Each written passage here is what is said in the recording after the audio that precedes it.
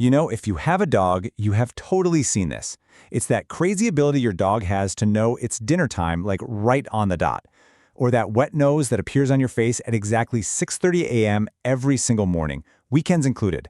It feels like they have some secret, perfectly tuned clock inside them. Well, turns out it's not a secret at all. It's actually science. But seriously, how do they do it? Is it just a habit, or is there something, much deeper going on? Today, we're going to pull back the curtain on your dog's internal world to really understand the incredible biological machinery that's running their day. The answer is super fascinating, and honestly, it might just change how you see your best friend. So what's really going on in there? Spoiler, it's not magic, it's biology.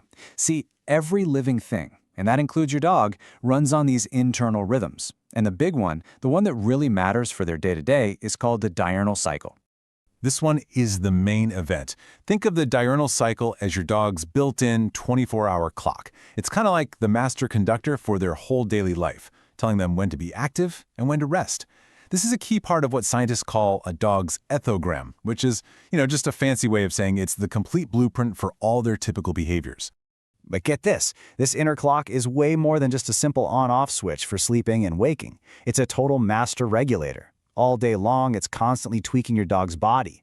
Their body temp goes up and down. Their kidneys, they're regulating urine volume on a schedule. Even the amount of stuff like calcium and potassium in their system, yep, that all follows this super precise 24-hour rhythm. Right, so how is this clock actually set? Well, the main cue from the outside world, what scientists call a time giver, is sunlight. The sun coming up and going down keeps that clock in sync. But here's the really cool part, the thing that proves it's a truly internal clock. Scientists did these studies where they kept dogs in rooms with the lights on 24/7. And guess what? Their internal rhythms just kept on ticking away on that same 24-hour cycle. It's totally hardwired into them. But look, as any dog owner, you already know this.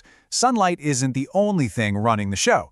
In our world, there's another timer that's, frankly, way more powerful.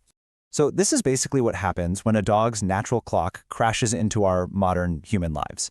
When you look at city dogs, you see this classic pattern. Two big peaks of activity.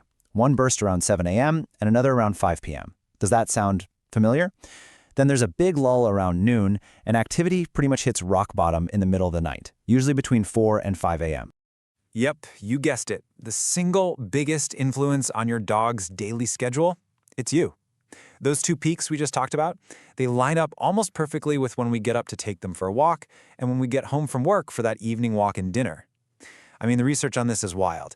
It shows that if one neighborhood tends to wake up an hour later than another, the dog's morning activity peak shifts by that exact same hour. We've literally reprogrammed their clocks to fit our lives. So that begs the question, right?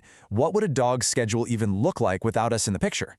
To figure that out, we've got to look at dogs who live more on the fringes, ones that aren't so tied to our 9-to-5 grind. And what you find is a clock that's way more in sync with the natural world. Okay, this is where it gets really fascinating. Stray dogs. They show a completely different pattern, and it all depends on the season. So in the summer, they have that two-peak schedule again, but it's super early in the morning and then later in the evening, obviously to avoid that blazing midday heat. But in the winter, they totally flip the script. They switch to just one peak of activity, right in the middle of the day, say from 9 to 11 a.m., just to soak up whatever warmth they can get. And that really highlights another key point. For a dog, temperature is a huge driver for when they feel like being active. And get this, it's often more important than if it's raining or snowing. For dogs with short hair, that perfect sweet spot for activity is around 22 to 24 degrees Celsius. The moment it gets hotter than that, you'll see their energy just plummet. Okay, so this whole 24-hour cycle, it's really just one layer of their biological programming.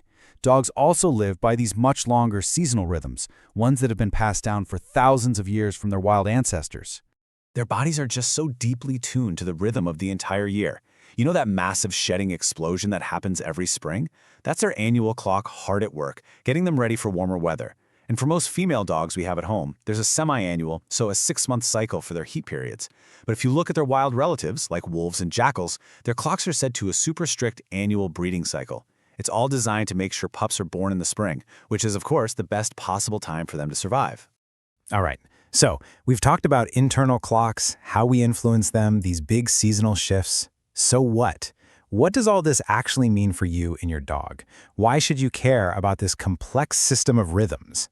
Well, it matters because your dog's schedule isn't just some random list of habits. It's this incredible, dynamic dance between their ancient biology and the life that you two share together. And this part is so critical. Where they are on that daily energy curve has a direct impact on their ability to learn, and even how intense their emotions are.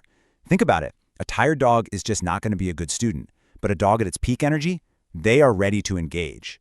If we can understand their natural rhythm, we can time things like training for when they're going to be most receptive. And that just leads to a happier, healthier, and, let's be honest, a better behaved dog. So the next time your dog starts nudging you right around dinner time or seems extra sleepy in the middle of the afternoon, you'll know it's not just some weird quirk. It's their ancient, super intricate biological clock just ticking away. And now you kind of have the power to understand it and work with it. So the real question is, how are you going to use that knowledge?